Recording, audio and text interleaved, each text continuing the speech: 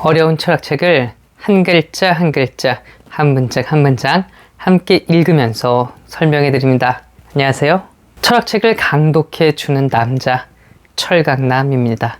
지난 시간 우리는 제가 보기에 칸트의 순수 이성 비판에서 가장 중요하다고 생각되는 명제, 오성이 자연의 입법자다라고 하는 개념에 대해서 읽어봤는데요. 이 연역에 있는 마지막 부분을 읽으면서 오성이 자연의 입법자라고 하는 칸트의 이 주장을 좀 더 확인하고 생각해보는 그런 시간이 되도록 하겠습니다. 우리가 함께 읽을 곳은 88쪽 17번째 문단입니다.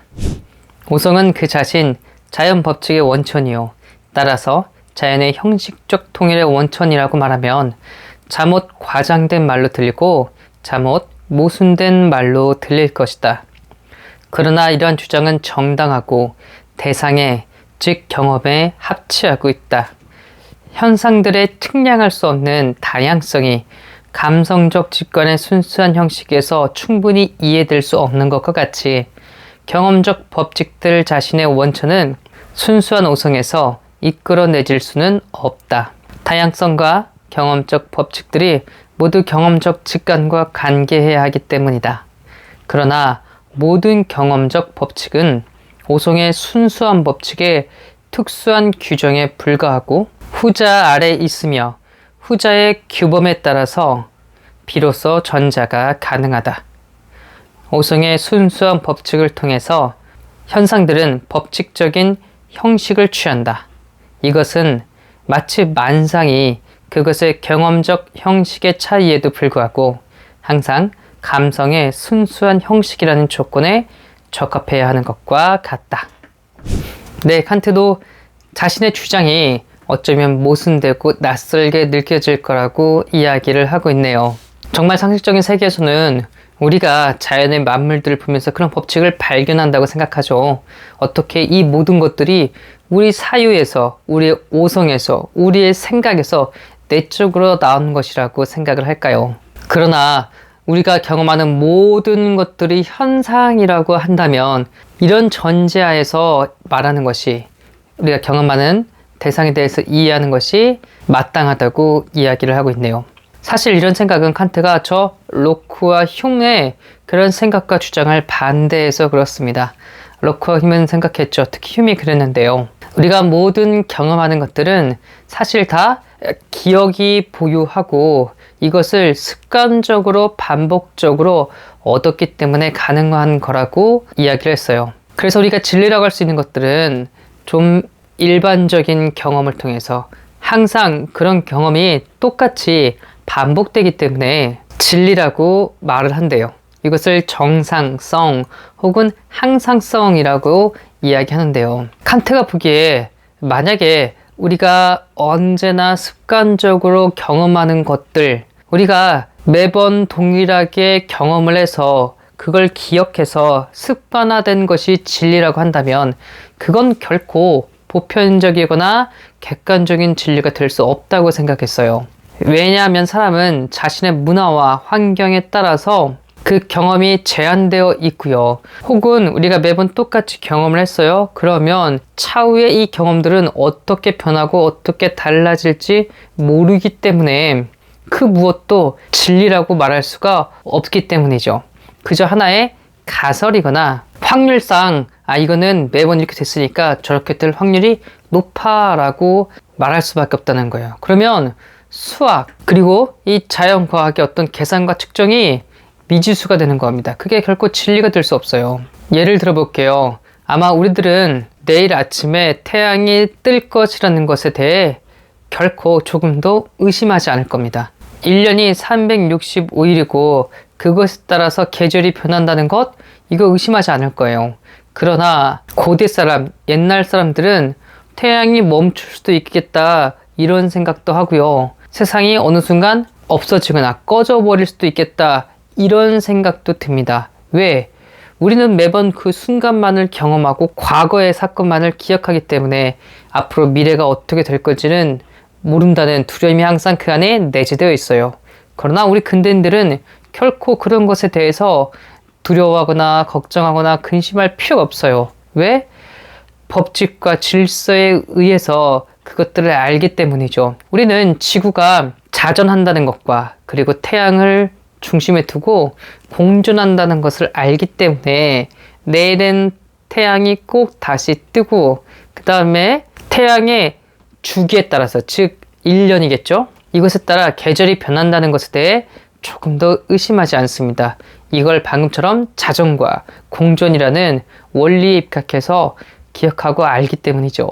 그래서 칸트는 저 수학과 물리학의 많은 법칙들을 어떻게 객관적이고 다른 사람들도 다 진리로 여길 수밖에 없을까, 그것에 대한 어떤 사유의 기준, 틀을 발견하고 찾으려고 했습니다. 그러고 보니 칸트는 수학과 자연과학을 통해서 다루는 그런 대상, 이런 객관적인 대상을 토대를 정립하기 위해 우리 감성에서는 시간과 공간을 통과하여 투과하여 얻게 된 어떤 대상만이 객관적이라고 이야기를 하고, 우리 사유의 규칙이 분량, 성질, 관계, 양상, 그리고 제가 수화 역학적인 물리학적인 범주라고 했어요. 애초에 우리 사유 틀이 이렇게 수학적이고 과학적인 물리학적인 그런 틀로 되어 있다고 이야기를 한 거예요. 그래서 이 수학과 자연과학을 정당하기에 칸트는 이렇게 어려운 생각과 사유를 한 것 같습니다. 자, 그렇습니다. 우리는 눈을 통해서 정말 무한하게 다양한 색을 불고지고 귀를 통해서 정말 무한한 다양한 소리를 듣겠죠. 이것처럼 감성의 틀을 통해서 우리는 무한히 많은 그런 표상들을 경험할 거예요. 그러니까 인식에 어떤 능력이 있다는 것, 이것이 대상을 일정하게 한정적으로 규정한다, 이건 아니라는 거예요. 이 안에서 많은 대상들이 열리겠죠. 사유도 마찬가지라는 겁니다. 우리는 저 12가지의 범주들을 통하여 많은 대상들을 경험하고 인식하고 그것에 대해서 개념들을 가지게 될 거예요. 그러니 반대로 생각해 보자고요. 반대로 생각해 보면 이제는 대상의 인식을 가능하게 하는 저 조건이 반대로 뭐 하는 겁니까? 대상을 가능하게 하는 조건이란 겁니다. 좀 더 쉽게 이야기하자면 우리가 경험하는 모든 것들은 저 감성과 오성이라는 틀로서만, 그것에 입각해서만 다 설명될 수 있다고 칸트는 말을 하고 있어요. 감성과 오성이 대상을 객관적으로 산출하고 대상을 창조하지는 못한다고 하더라도 구성하고 있다는 거죠. 우리의 모든 경험들은 감성과 오성, 시공과 범주라는 이 규칙에, 이 조건에 부합해서만 인식될 수 있다고 말하고 있네요. 순수한 오성은 이래서 범주에 있어서 만상의 종합적 통일의 법칙이요, 그로 인해서 경험을 형식상으로 비로소 가능하게 하고 또 근원적으로 가능하게 한다. 이상 범주의 소놈적 영역에서 우리는 오성의 감성에 대한 관계와 또 감성을 통해서 경험의 모든 대상에 대한 관계와를 이해하는 일을 했을 뿐이다. 따라서 오성의 순수한 개념의 객관적 타당성이 이해되고 이것으로 인해서 오성의 순수한 개념의 근원과 진리성이 확립될 터이다. 자, 칸트는 이야기했습니다. 감성이 대상과 관계하여서 저 대상의 정보를 우리에게 준다고 이야기했어요. 오성은 이 감성이 준 정보를 가지고 저 대상이 무엇인지 인식한다고, 알게 된다고 이야기를 했어요. 그러다가 범주가 선험적 영역으로 넘어가면서는 저 오성이 대상을 가능하게 한다, 즉 대상을 경험하고 인식하게 한다라고 했는데요. 그것을 어떻게 가능하게 했다고요? 바로 선험적 통각이 우선 존재하고 우리 오성의 기능, 즉 구상력이 각지, 재생, 재인의 이 셋 과정을 거쳐서 우리에게 인식을 주고 감성하고 관계를 맺는데요. 이 모든 것들은 저 범주라고 하는 우리 사회의 순수한 개념, 저 12가지 틀에 비추어서 외부 대상에 대한 경험을 객관적으로 산출한다고 칸트가 이야기를 하네요. 그렇습니다. 우리가 외부의 어떤 대상들을 경험하는 것은 실은 다 우리가 이렇게 생각하는 능력, 사유하는 능력, 이것이 있기 때문에 가능한 거예요. 이런 생각하고 사유하는 능력이 없었다고 한다면 우리는 그 어떤 것을 경험할 수도 알 수도 없었을 거라고 말하고 있네요.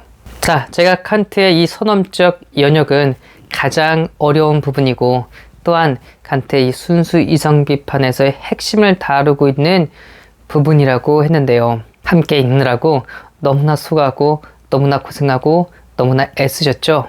이 다음 88쪽과 89쪽은 지금까지 내용을 다 요약해 놓는 거니까요. 여러분이 한번 개인적으로 읽으면서 정리하시면 좋겠다라는 생각이 듭니다. 이 다음부터는 선언적 도식, 원칙, 그리고 선언적 변증론으로 넘어가서 공부를 해야 되는데요. 제가 정말 곰곰이 많이 생각해 봤는데 우리는 칸트의 순수 이성 비판의 핵심, 정수를 맛보았고요. 이 오성의 규칙 능력과 특히 저 범주 그리고 감성의 시간을 중심으로 해서 이 다음 내용들은 그것을 바탕으로 칸트가 자신의 학문을 펼치고 있거든요. 여러분들이 칸트의 순수 이성 비판을 전공하면 모를까, 전공하지 않는다고 한다면 굳이 이 부분까지 이렇게 칸트의 책으로 정독할 필요는 없을 것 같아서요. 여러분들에게 이 다음부터는 칸트를 잘 정리해 놓은 그 책으로 진도를 나아가려고 합니다. 뭐 필요한 부분이 있다면 그땐 제가 다시 순수 이성 비판 이 부분을 조금씩 보면서 참고하면서 여러분들하고 강독하고 강의를 하도록 할게요. 이제부터 볼 책은요, 바로 이 책입니다. 칸트 철학 입문이란 책인데요. 되링이라는 사람이 지었고 김영정 씨가 번역했으며 중원 출판사에서 나왔습니다. 여러분, 그런데 이 책은 순수 이성 비판처럼 가치가 높은 책은 아니고요. 제가 보기엔 우리는 원텍스트를 읽었으니까 정리하는데 좀 도움이 되는 책이라고 보시면 좋을 것 같습니다. 구입할 수 있으면 좀 중고 서적으로 저렴하게 구입하시는 게 제가 보기엔 더 나을 것 같아요. 굳이 새 책으로 공부하지 않으셔도 좋을 것 같습니다. 자, 저 책으로 나간다는 것, 그러면 이제 순수 이성 비판이 어느 정도 끝을 향해 가고 있다는 거거든요. 그동안 여러분 너무 수고했고요. 저도 개인적으로 어느 정도 끝을 향해서 가고 있다고 생각하니까 약간 기쁘고 설레는데요.